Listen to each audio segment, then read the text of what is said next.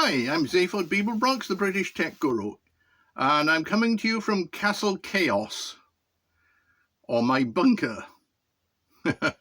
Anyway, I want to talk to you about the Third World War. Yes, that war. You might be thinking that this Third World War hasn't actually started. It actually has. It started in 2014. Like all big wars, it starts small, with a few little things that nobody really cares about. And then it gets bigger and bigger and bigger until the whole world gets involved. Now, the First World War started with the assassination of Archduke Ferdinand. Okay, wasn't a very big event, just one guy being murdered. It started a world war. The Second World War, Hitler took over country after country after country, and then finally a line in the sand was drawn with Poland. And he took Poland because precedent had shown him that it was okay to take over country after country. Nothing was going to happen. So that ended up with World War II. The Third World War started in about 2014 when Putin took over Crimea. Russia took over Crimea. Now, the thing you've got to understand is we're not drawing a parallel between Hitler and Putin. No. Hitler is not Putin. Putin is not Hitler. If anything, the Russian Federation is more like the Roman Empire. It's run by thugs and an organization of thugs and nothing more. It's a thug kingdom. It is not a traditional government in the Western style. Russia is Russia. It is a mystery wrapped within an enigma. And trying to understand it is just going to drive you crackers. Even the Russians don't understand how Russia works. But at the top, it's like a gangster kingdom. Anyway, so the Third World War started in 2014 roundabout, and it's been slowly building. And currently, it's a war by proxy in Ukraine, where China is supplying Russia, and all the members of the former Warsaw Pact that are still in the Warsaw Pact. They are all supplying Russia to fight in Ukraine. All the NATO countries are supplying Ukraine to fight in Ukraine against Russia. So it's really a Third World War by proxy at the moment. It will, however, get bigger as these things do, which is actually quite terrifying. Now, the whole world will be affected because there will be big nuclear war. There will be survivors. Oh, don't get me wrong, there will be survivors. I have no doubt that the people in Nepal might survive because they're quite high up. The radiation clouds will probably get quite high, but at that height they will be moving fairly fast. What can you do to survive?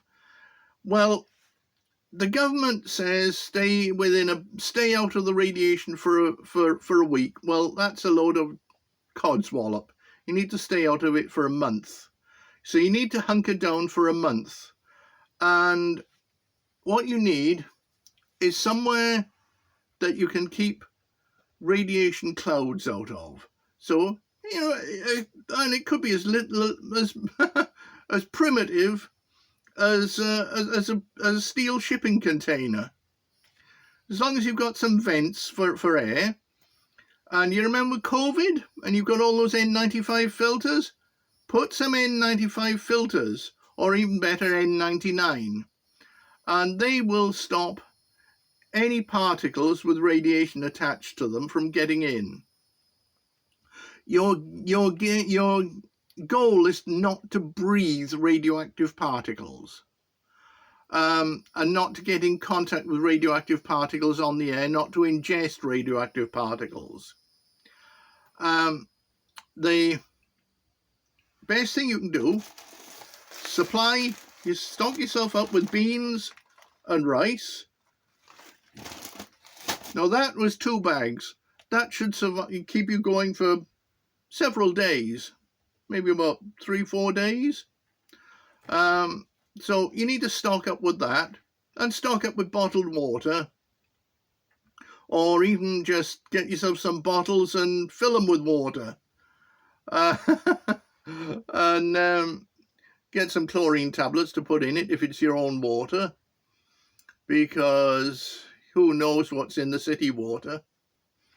I don't drink city water, I drink well water.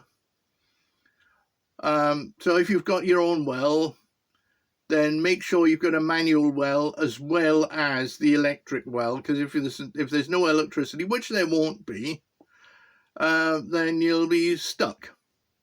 So you need a manual well.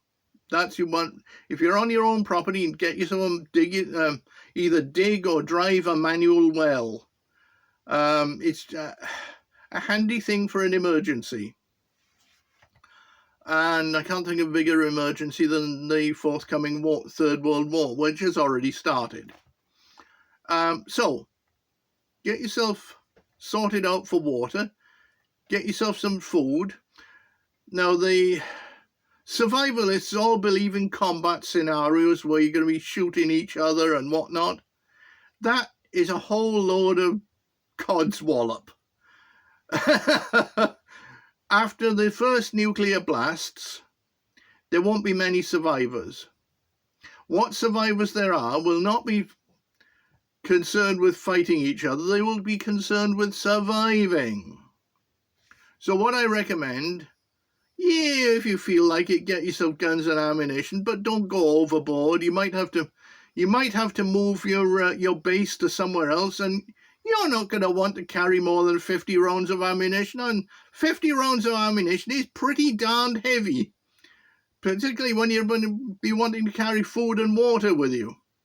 If you want something, get yourself bows and arrows for hunting. Arrows literally grow on trees. Then get yourself a good knife, maybe a box of matches or a fire starter, fishing line, fishing hooks, fishing lures, because you'll be wanting to hunt, fish, whatnot. Get yourself some food. After about a month, all the radiation should have dropped out of the air, so you should be safe enough. And after about a month, most of it will have decayed to nothing anyway. A lot of the radiation has a very short half-life. It's designed to kill instantly and to kill within a few days, and that's it. So it's not designed to pollute the landscape for all eternity. Not much point in that. So anyway, you want to survive for the first 28 days before you get out of your bunker or whatever you're in. And as long as it stops the radiation landing on you, a cardboard box will do it. Great big cardboard box will do it.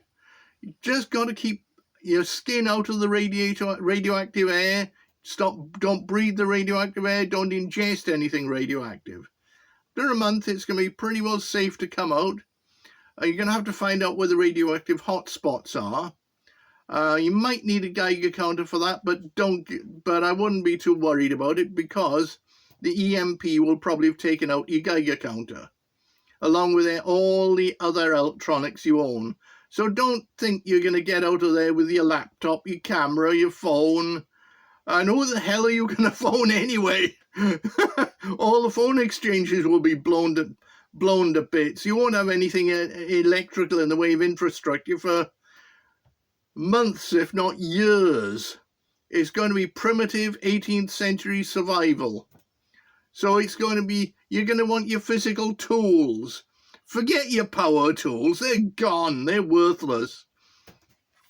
Forget your cars as well, because they're going to be dead and worthless. because all the fancy electronics in them will have blown up with the EMP. And those fancy electric cars are such a joke. If you're going to find anything that's going to work, it's probably going to be an old kickstart motorcycle. That's probably about it. So so you need to be basic with the survival. Don't get too much into all this technical stuff. It's not going to help you. Get the practical stuff. And as I've said, beans and rice. Stockpile beans and rice and water for food. And you might want to stockpile some butane gas and a little gas cooker. You don't want to burn wood that you've found out in the wilderness, because that might be contaminated initially. After probably a month or so, it should be okay, but yeah, be careful. So that is basically what's going to happen at the end of a nuclear war. And yes, the Third World War has started. Prepare, be prepared. And I'll see you again in the next video.